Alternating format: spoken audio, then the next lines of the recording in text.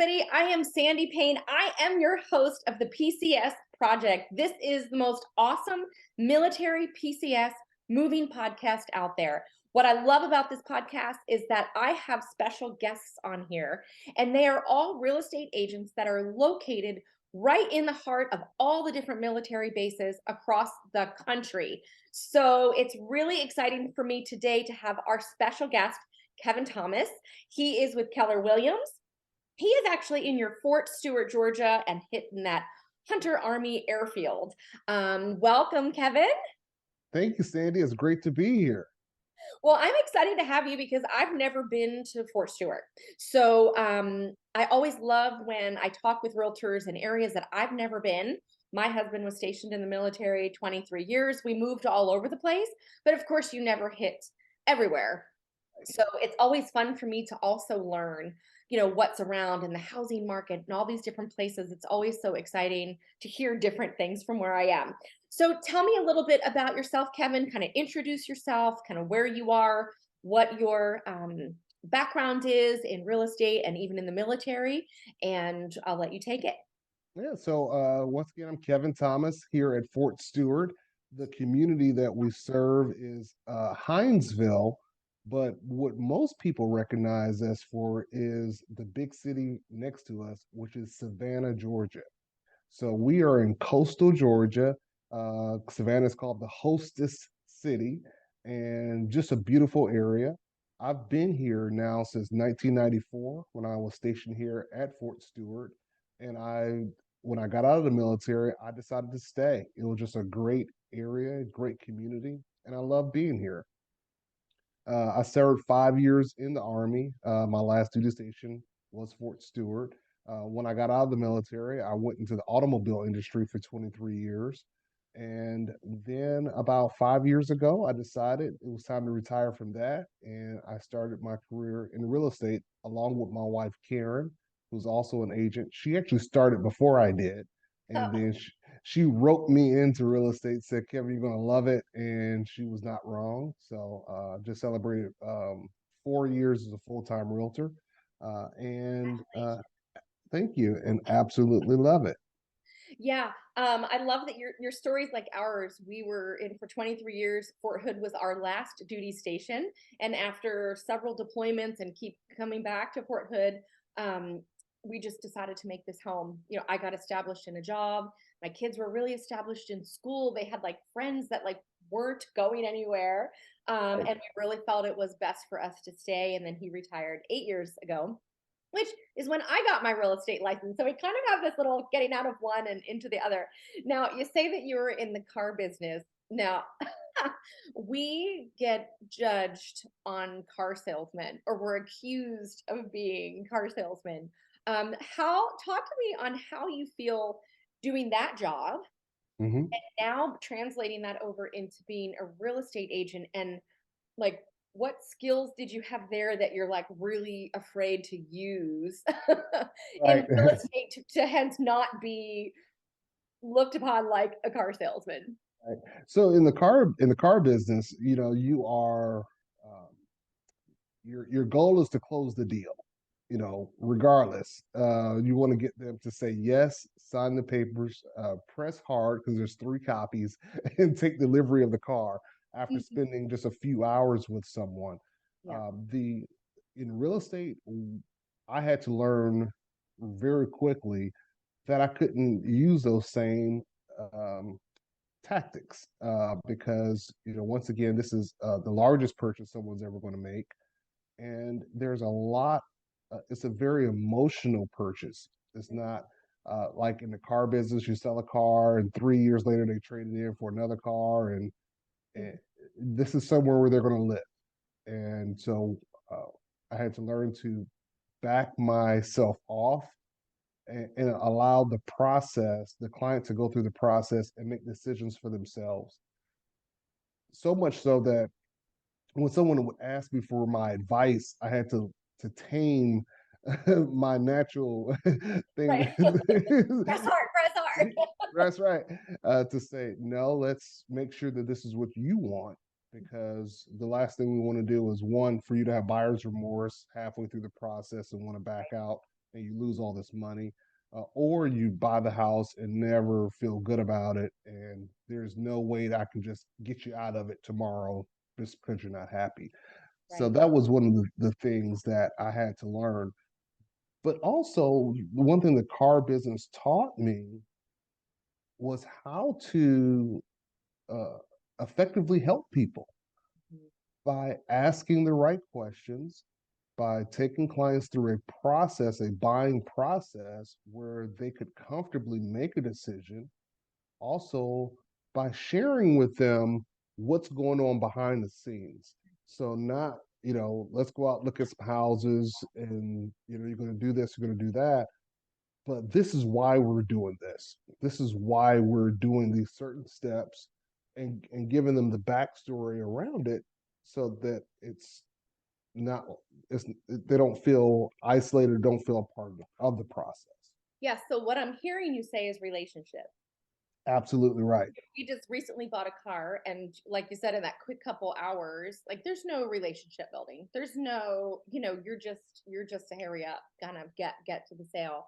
So I love to hear that you've adjusted, Mhm. you understand the value of that relationship. And one, you're able to build a relationship with them not just as a home buyer or home seller, but I'm guessing majority, probably 75% or more of your clientele are military service members. So you have a special advantage because you've served. So Right. you understand, kind of like I didn't serve, but I like to think as a military Sure. spouse that long, we Yeah, served, like we that's were in right. it just as much, different roles. And there's kind of like this universal language Right. amongst military members, whether, and I love that I can tell you just seem like such a compassionate man to really connect with them there on that, Right. and really express to them how much you care. Look, I've been here. I want to make sure I'm helping you make the great affecting your future. I love that. So tell me about Fort Stewart. Tell me about the post, kind of what's there, who's there, and then we'll Mhm. get into kind of the housing and kind of what that looks like. So yeah, a little snapshot of Fort Stewart. Yeah, so Fort Stewart, most people don't know that it's the largest military installation east of the Mississippi. So it's the 3rd Infantry Division, which is, really big in military terms. It was originally in Europe, and they moved it to Fort Stewart when they deactivated all of the units in Europe. So we have about 25,000 active duty service members between Fort Stewart and Hunter Army Airfield, which is the sister post. It's actually in Savannah proper. They have Hmm. about 5,000 active duty service members, and that's where the airplanes, the helicopters, things like that, and the support staff is there. But the city the cities surrounding Fort Stewart are Hinesville, Midway, a little town called Little Wussy. Everyone always jacks that name up, and so those are the cities right there. And then another town in between Savannah and Fort Stewart is a town called Richmond Hill. So that's kind of the midway point. Hmm. Um, at Fort Stewart, you have people who are outdoorsy type people, love it because we're right on the coast. They can get to the water in a relatively short period of time. Multiple beaches within an hour's drive of Fort Stewart. Fishing, hunting, four wheeling, all that outdoorsy kind of cool stuff happens at Fort Stewart. And Fort Stewart is a very progressive post. They're always doing things for the service members, for the spouses, for the families, activities, concerts. We have a huge Fourth of July concert, an event where they bring in great acts, and they just roll out the red carpet for the service members. But the community. Before I got into real estate, and my wife and I, we owned a car dealership in Hinesville, which is right next to Fort Stewart. So we served the military community that way, and Hmm. we were active. in Chamber of Commerce, the Rotary Club, all Right. those different organizations. And as a city, we adopted the service members as like you're our residents too. Even though you may only be here for 2 years or 3 years and leave, we Hmm. wanted you to feel like this was home. Right. And, and because of that, a lot of service members came back and retired or just retired here and stayed because it was just a great place to live. Cost of living great, and the community was constantly bringing in amenities and services. They built two nice VA clinics for Oh, retirees and prior service members, so they felt like this was home. wow. I love that. Um, because that's important. You say they felt like it was home, and I like it's when you have to move around so much, like kind of creating that home and not that like temporary space, right? Like sometimes you go and you're like, okay, we're only going to be here 10 months. Let's not really like sink our roots in. But I think one of the things to keep kind of like that continuity for our families is to have that sense of home. You know, it Right, takes something different for a lot of people. And I think for a military family, like I don't want to say home is where the heart is, but like home is where you are, like where you are right, all together and it's where you're serving. And having a community, it sounds like that just really embraces that and wants those service members to feel like they're part of the community forever, not just on a temporary whim, hey, we'll entertain you while you're here. right. I love the way that that sounds. I mean, it just is really amazing. So the area itself, so like here in Fort Hood, we don't have like little historical like downtown shops and type of Mhm. areas. We have Fort Hood, we have Killeen, which is like massive. Coppers Cove, Parker Heights, kind of right outside. It's kind of like our main areas that people live. But we've got like a major highway that runs through the middle. So really everything off the highway is like your chain restaurants and things like that. So there's not really anywhere that you one little town about 20 minutes away or so. It's called Salado, Texas. It's like a little village.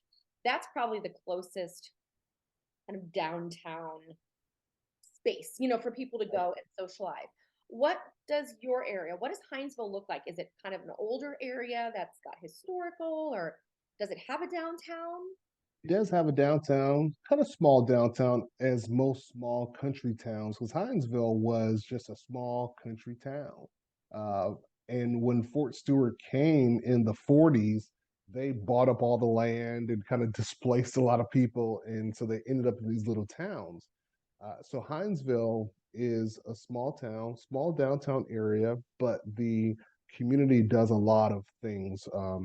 Annual events like Blues and Barbecue. They have a big Blues and Barbecue festival. We just had a big food truck event where they brought in all the food trucks. They do.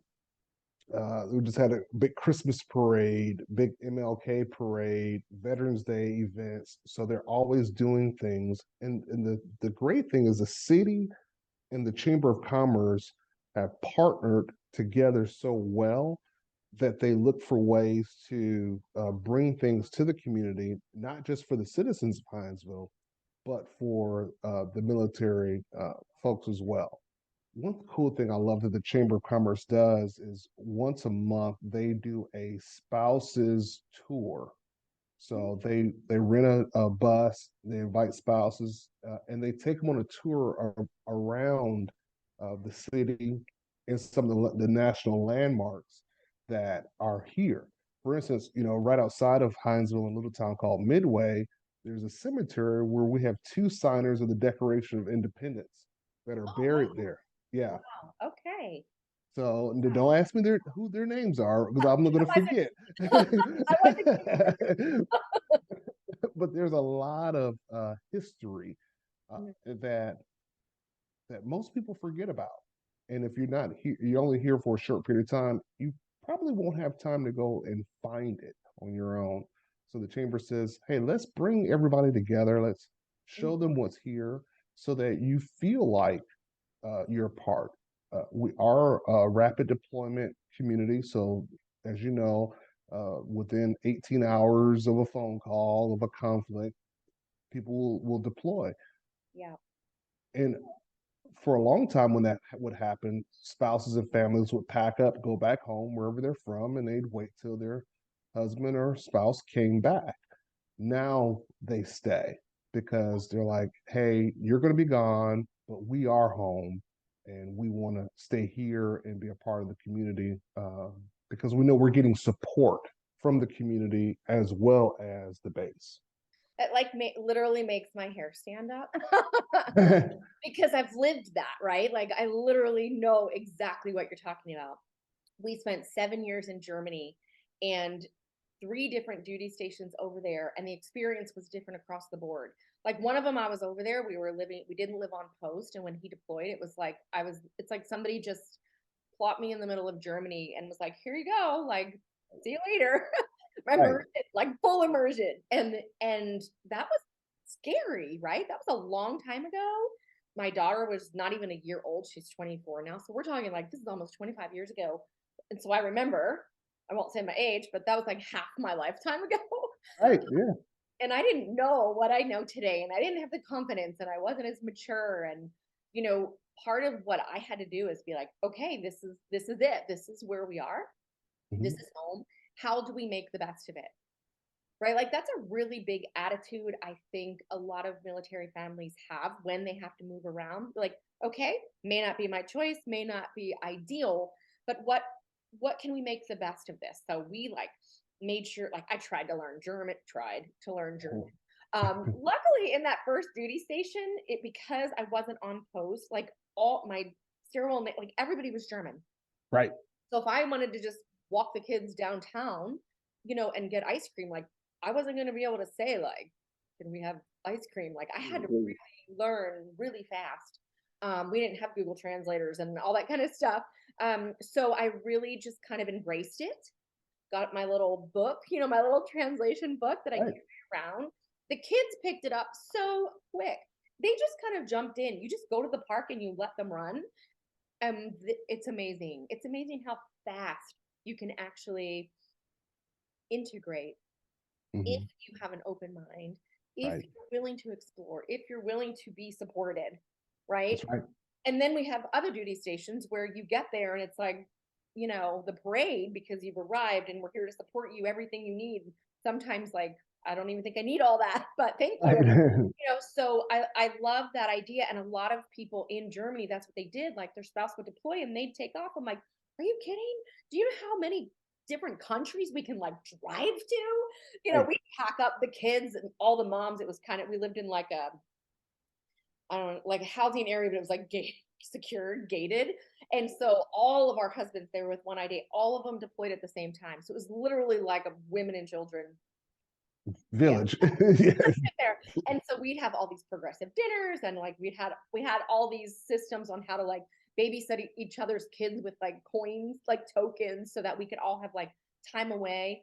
But there were people who left, Mhm. and then their husband would come back and they'd come back and they just kind of left. They just kind of weren't integrated, like they just didn't have the same experience. And so I love that your community embraces the military right from the entry. Like, we're going to show you all there is here. We want you to feel comfortable here. We want to love on you while you're here. And the fact that people stick around while their husband, like that speaks like volumes, because I've experienced both, and I know those are some of my fondest memories of those areas, is the ones that were there with open arms.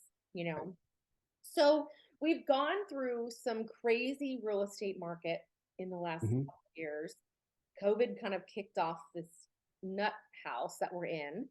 Um, how has it affected real estate where you are? Because I know it really affects everybody in every location of the country, really different. So what kind of things are you seeing if someone is wanting to come where you are? What are the types of, just like what's the market like? What should they be prepared for? That if you were to kind of do your buyer consult right now, Right. what is it that would be your thing? What are you saying? So what I'm saying is, as soon as you get orders, let's start the conversation. Mhm. because we still have a deficit of inventory, especially the what I call the affordable uh, Mhm. inventory.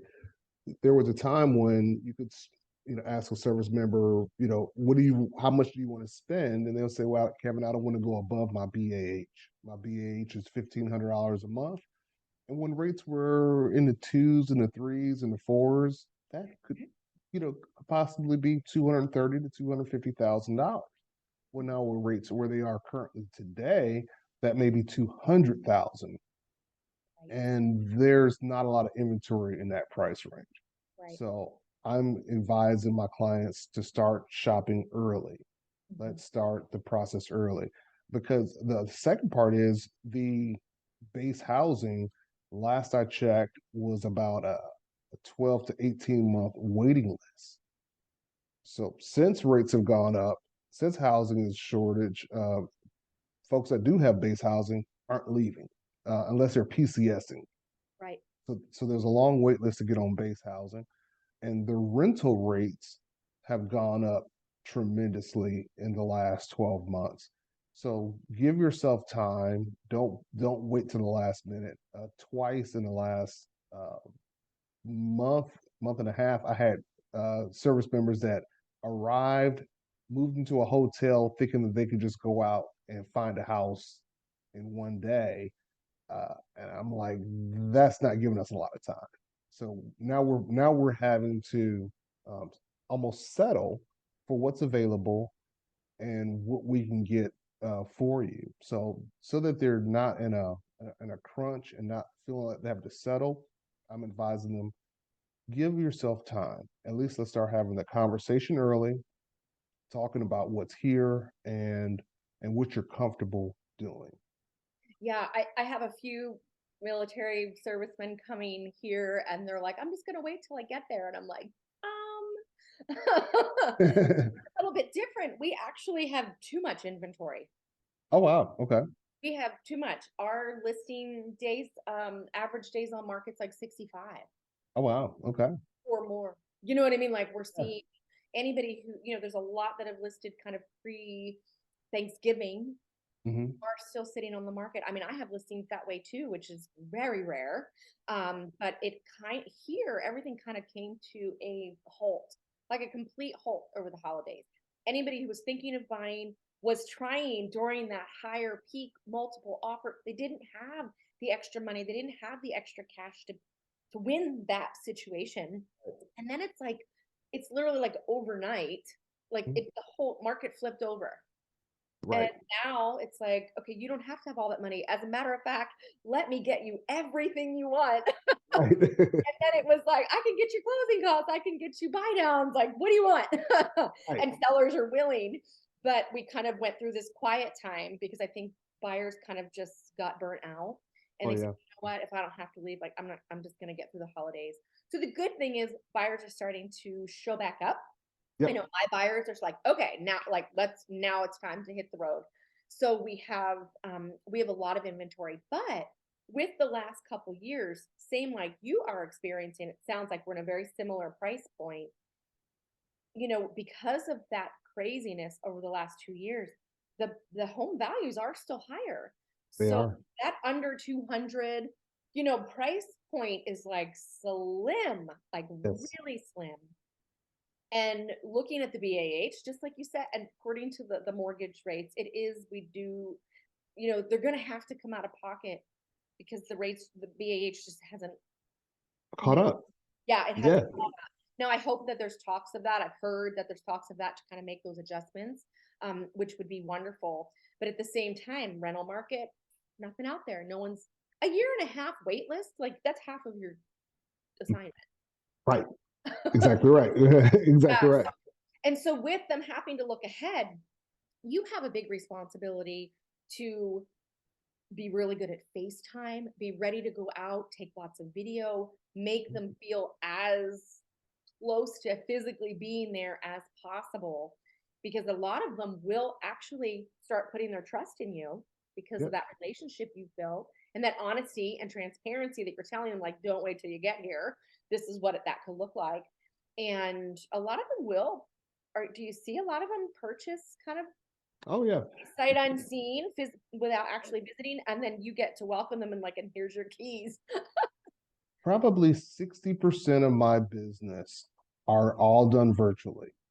Wow, that's a lot. Very, yeah, very few of my clients am I taking them physically house to house to house. I am going out doing videos, sending them videos. I am, and then once we go into contract, doing everything for them, from home inspections to scheduling anything that needs to be done. And then they show up. Either they show up the day of closing or just before closing, get to see their house for the first time, Mhm, and I meet them for the first time. Or in some instances, we're closing remotely. We're sending paperwork to where they live now. They're mhm. signing, and then I meet them when they finally arrive 2 or 3 weeks later to ensure that they have a home. Puts a lot of pressure on me Yeah. as a realtor, that because if I don't know you, if I've never met you, I don't know the things that are that important to you. So I have to go in and disclose even more than I would Mhm. normally feel I would have to do if we're in person. Like, Right. yeah, there's a chip piece of paint there, because I don't want you to show up and say you didn't tell me about that I little know. hole in the wall. Now I'm not happy. So I go above and beyond to ensure that that they feel a part of the process, Mhm, mhm. that they are happy, because reviews are the big thing for me. I like to get 5-star reviews, and I like to make sure that they're very satisfied. So I go above and beyond to ensure that that happens. Yeah, And and we hear that above and beyond, but I hear like you're doing a really good job. You're doing your job and you're doing it really well. And that's something that makes you different, right? I mean, we know there's thousands, tens of thousands of realtors like in our markets. It's a bit flooded, and everybody does business a little bit different. But then there are those stellar agents who feel like they're going above and beyond. I just say the other ones are just subpar. yeah, yeah, true. You're actually taking the reins and being that proactive. I get it with the, you know, being a little bit more cautious because when they're there with us, we think their eyes are looking at what our eyes are looking at. Right. But when they're not there, like we have to be really cautious but not like overwhelm them and say, make them feel like there's a million things wrong, either. But we've been through a million inspections. Like we're just trained. When you do a lot of business, you learn every transaction is another notch in that knowledge belt. Yep. And sometimes I go in and they're like, oh my gosh, I would have never seen that. I'm like, I know, but you're busy thinking about how you're going to set up your furniture and where your Christmas tree is going to go. I'm saying Right. your house isn't going to fall down That's right. or flood or whatever the case is. Like, I'm not even looking at that. Um, and I'm assuming, tell me about like your online presence with that because that is a big number of clients virtual. Hmm. I'm not nearly close to that number. I mean, I'd say we talk conversation virtually, but the physicalness here, I'm definitely more maybe 20% virtual.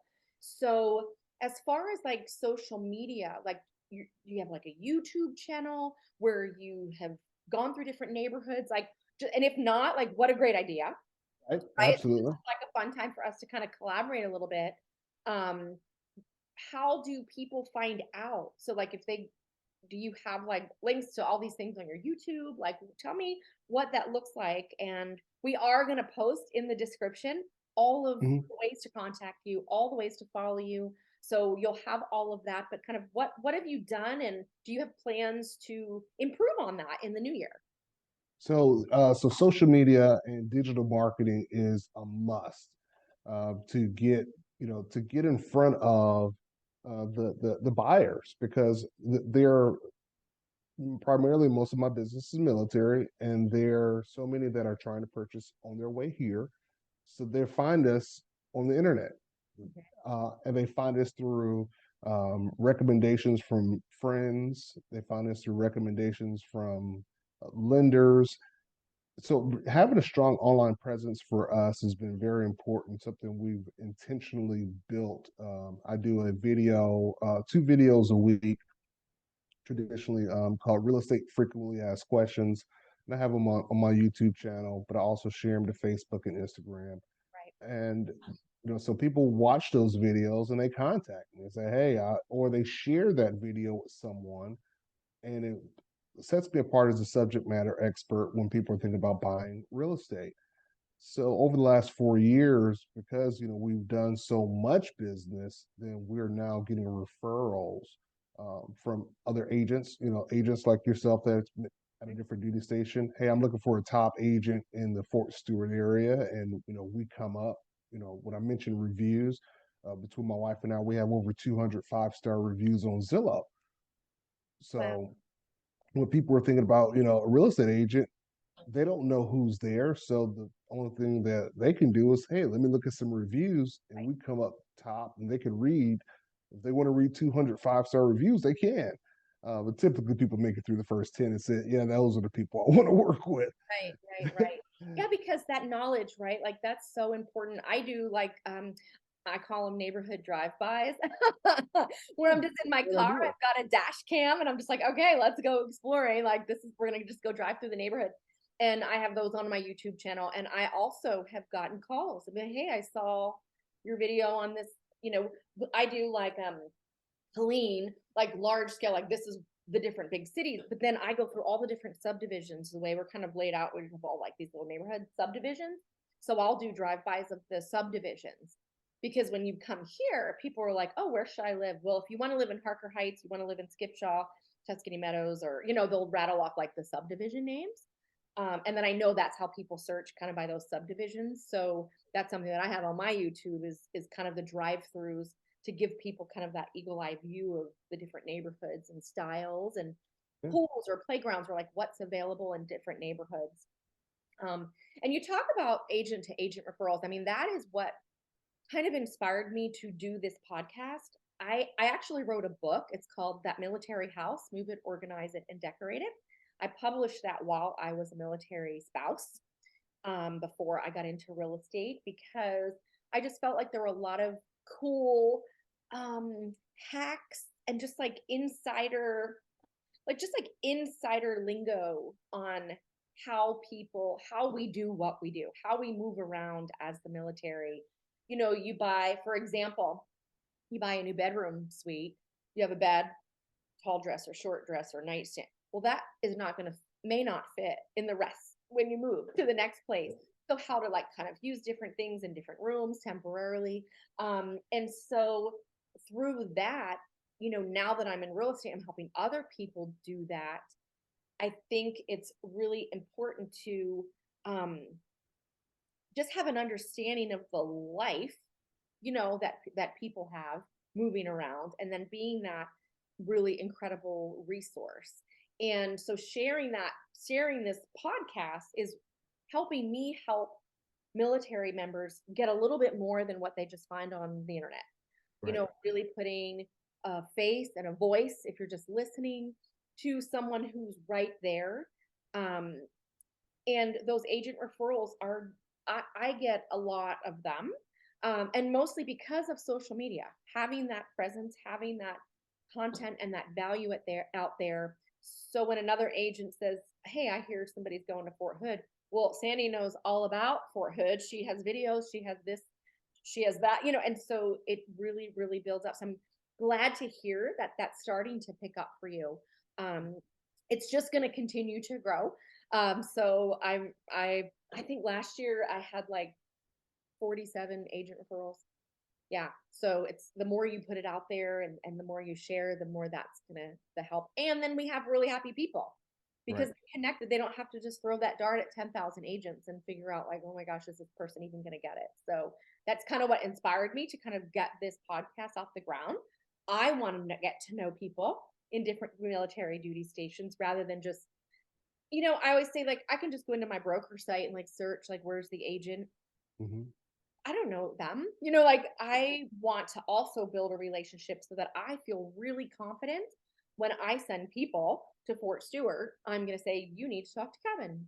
That's right. He knows what he's doing. And then they feel good, right? Because it's about making sure they feel like we're caring, not that they feel like we're caring, that they know that we're caring. And that if they're happy with me, we set that expectation on where they're going, Yep. I've had clients that I did not find a referral for them, and they messaged me like, oh my gosh, our realtor needs to take a lesson from you, like you've been our best realtor, so really getting connected and us building relationship is just going to do so much better for our clients. Absolutely right.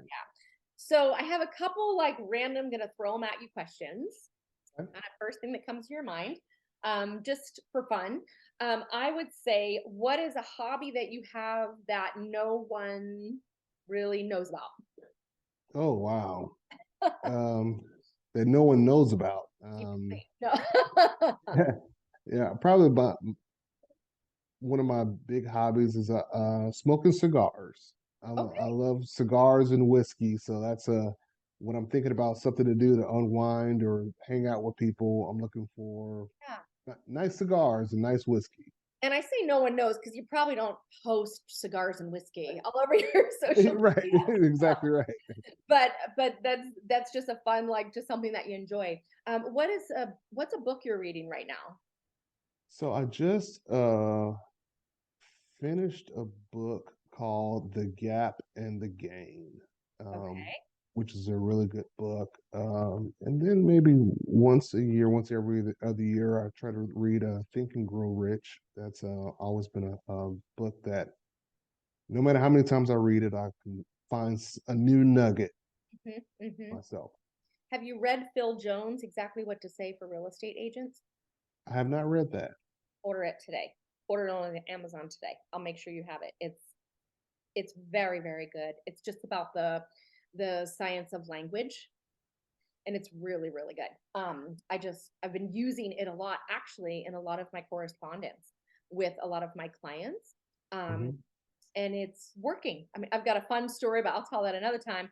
But it's really scientific and the power of words. And I think going into this year, having to be that educated person and having to make those relationship connections, I think you'd really, really enjoy it. A movie you can binge watch over and over and over.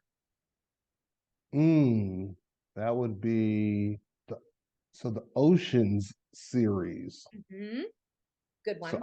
I could watch all of those over and over again because Over that's and over. Yeah, yeah. that's actually real. They are really good. They are really, Hmm. really good series. If you could change one thing about the real estate industry, what would it be? I know these are meant to put you on the spot. If I could change one thing about the real estate industry, um, I think that if there was a way that agents could work together more harmoniously, so that we can ensure that our clients had the best experience. Hmm. Hmm. So that would be. Yeah, and because it can be combative. Hmm. Our role when we get into a transaction is to be the middle people. We're to keep the calm. We're to handle the challenges. We're to help Right. facilitate that experience. And we do often, there are a lot of agents out there, you get working with them and you're like, oh my gosh, we're just going to be like, why are we arguing? Like, why is this becoming like like an argument? Don't we all have the same end goal here? Right. Um, yeah, I actually recently heard a statistic. I'm not going to say it's NAR, but I believe that's where I heard it came from. That because of the market shift and so many realtors that came into the industry in the last few years, business was kind of, I don't want to say easy, right? But it was there. It was very accessible. Yep.